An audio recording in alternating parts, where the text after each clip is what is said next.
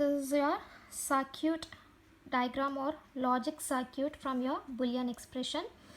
Your Boolean expression is S naught bar D naught plus S naught D1. Here we are going to have S naught, D naught and D1 as inputs. So I am taking S naught, D naught, D1, and next again I am going to have S naught bar, so that I am going to connect my NOT gate to S naught, so that I am going to get S naught as my S naught bar as my output.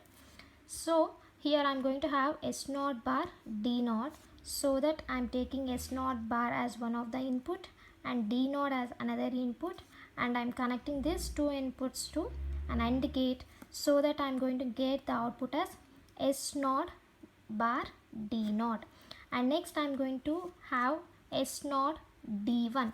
So I am going to take S naught as one input, D1 as another input, and these two inputs are connected to my AND gate, so that I am going to get the output as S naught D1.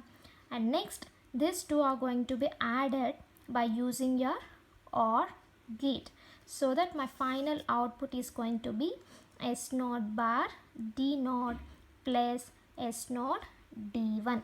That's how you are going to design any multiplexer.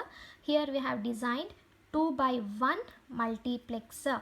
2 by 1 multiplexer is going to have 2 inputs, 1 output and 1 selection line. Here we have seen how you are going to represent your 2 by 1 mux, truth table, Boolean expression and logic circuit. And next we are going to see your 4 by 1 mux. How you are going to design 4 by 1 mux.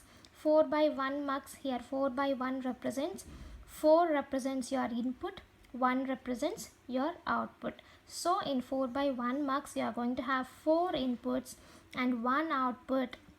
Here 4 means you are going to have 2 power 2, where 2 is your number of selection lines. So in 4 by 1 mux you are going to have 2 selection lines. And next we are going to see a block diagram, that is you are going to represent with a rectangular box, and you are going to apply your 4 inputs, that is D0, D1, D2, D3, and I am going to apply my 2 selection lines S0 and S1. I am going to get my output as Y, single output. From this block diagram, the truth table is going to be, I am taking the inputs as S0 and S1, and my output is going to be Y. Why we are taking S0 and S1 as inputs means the output is going to depend only on your selection lines. So I am considering S0 as and S1 as my inputs. Now we are going to see if your selection lines are going to be 0, 0, your output is going to be D0. If your selection lines is D0 and 1, your output is going to be D1. And if your selection lines are 1, 0, you are going to have D2 as your output. And if your selection lines are 1, 1, you are going to get D3 as your output. So depending upon your selection lines, you are going to get your output. If your selection lines are 0, 0, you are going to have your D0 as output. If you are going to have 0, 1, your output is going to be D1. If you are going to have 1, 0, your output is going to be D2. And if you are going to have D3, your output is going to be, if you are going to have 1, 1 as your selection lines, you are going to get D3 as output.